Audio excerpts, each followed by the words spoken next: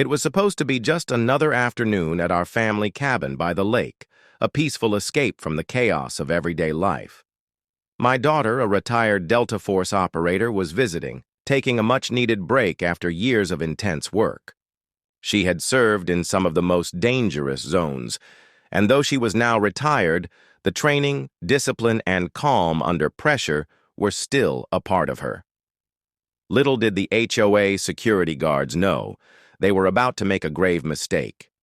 We had just returned from a quiet walk by the water when we noticed a couple of guards patrolling the area. They weren't actual security officers. They were just people hired by the HOA to enforce their new, overly strict rules. We had heard about their antics before, telling kids to stay off the lawn, monitoring people's every move, but today they seemed particularly confrontational.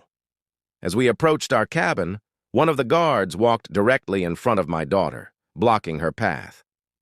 He started demanding to see ID, saying that there had been complaints about unauthorized visitors in the area. I could see my daughter's body tense up, her instinct kicking in, but she remained calm, flashing a slight smile and politely telling him she was just visiting family. But the guard, seemingly having power issues, wasn't backing down. Without warning, he reached for his belt and pulled out a gun, pointing it at her chest. My heart dropped as I instinctively took a step back, unsure of what would happen next. But my daughter didn't flinch. She didn't even blink. In a voice that could only come from years of tactical training, she calmly spoke to the man, her words slow and deliberate. "Put the gun down. Now." Her voice held no fear, only authority. The guard froze, the gun still in his hand but shaking slightly. He hadn't realized who he was dealing with.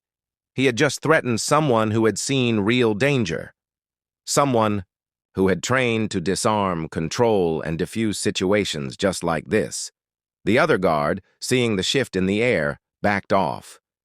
The first guard, realizing his colossal mistake, slowly holstered his weapon and apologized, his face pale with embarrassment. My daughter simply turned and walked back into the cabin, unfazed, as if nothing had happened. She had seen worse in her time, but the thought of someone using such power so carelessly still left a bitter taste. We never heard from the HOA about the incident, but I knew that day they learned a valuable lesson. Never underestimate who you might be dealing with.